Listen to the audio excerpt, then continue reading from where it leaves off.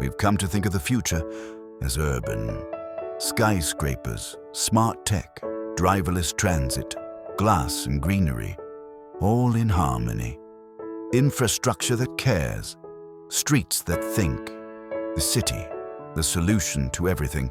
But year by year, that dream drifts further from reality.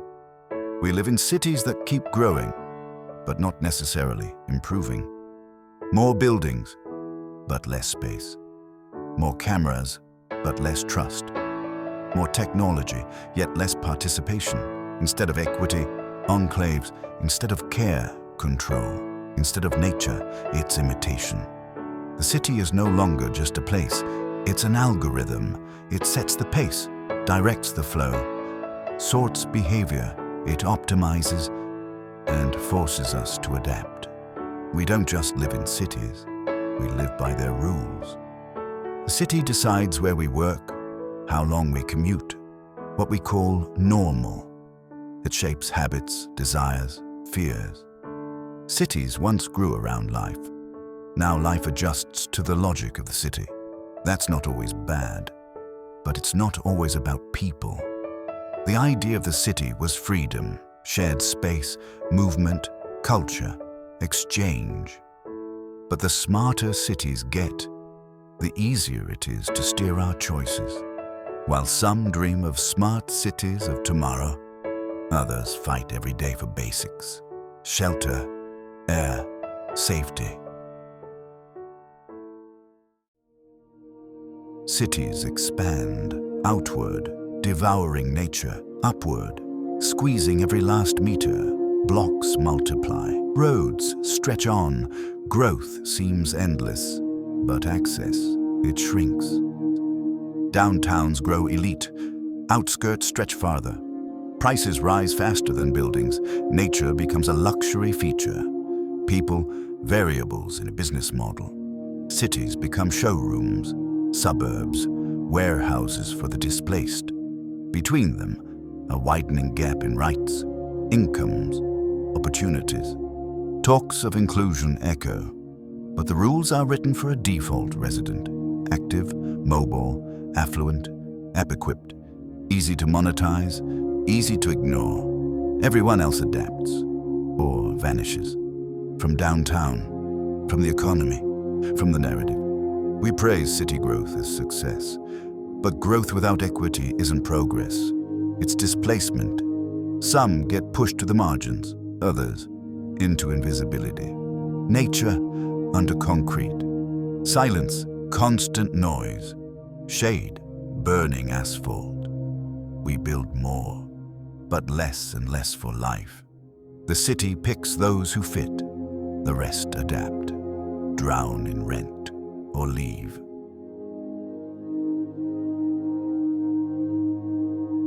The city is no longer a space.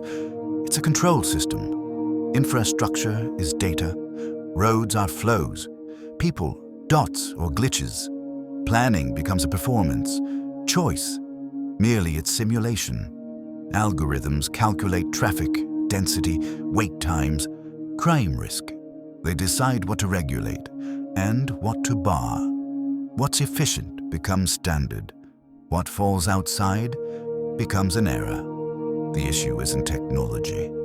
It's how it rewrites the city's logic. Instead of meeting needs, the city logs deviations. Instead of participation, surveillance.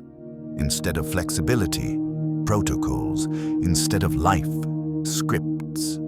It's no longer about what serves us, but how well we fit the model, the route, the schedule, the system. Everything has its place, except people. We're always a bit too much. We call it a smart city. But smart doesn't mean empathetic. Often it just means deaf. No room for the random, the slow, the fragile, the living. Everything must be explainable, predictable, controllable. But where is space for a human being, with all their messy, unprofitable, unpredictable nature, the one who cares, waits, intervenes, errs, and remains themselves? In that logic, we risk losing what matters. Efficient doesn't mean alive, and convenient doesn't mean home. Home is where there's room for a human being.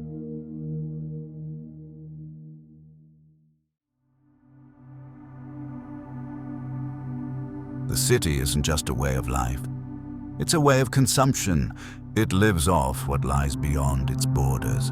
Food, water, energy, air, all imported in. Waste exported out to neighboring towns, poorer regions, future generations.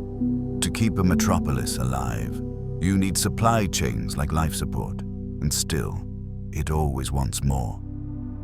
Inside, green facades, eco-bus stops, sustainable parking. But these aren't solutions. They're showcases. The city says, "Look, I went green." Meanwhile, forests fall on the edges. Warehouses rise in valleys. Rivers run dry. Real ecology isn't planter boxes. It's the patterns of our consumption, and those patterns, largely untouched. In that logic, the greatest suffering falls not on the biggest polluters, but on those with the least. They live next to highways, landfills, heat. Not in the city core, but the forgotten margins. Not in a downtown office, but a home beside a waste plant. A paradox. The less you pollute, the more you endure. Endless noise, toxic air, no trees, all that burdens ordinary lives. Can we still call the city a living system? Can it be more than a growth machine? The city keeps growing, but if it doesn't learn to give back, it will turn on itself. Not overnight, but inevitably.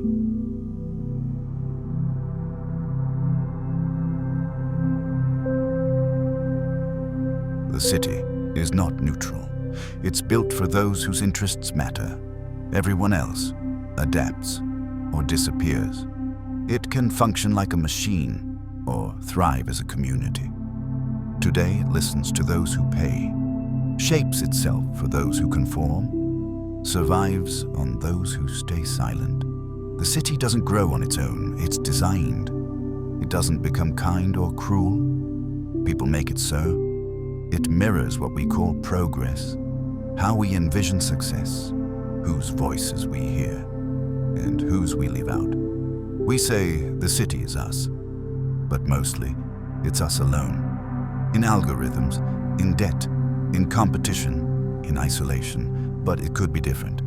If a city is a system, we can code new values into it. Not speed, but sustainability. Not control, but inclusion. Not selection, but support.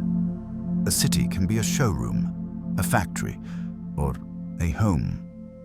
It won't be easy, and it won't be fast, not right away. But together, because otherwise, what's the point?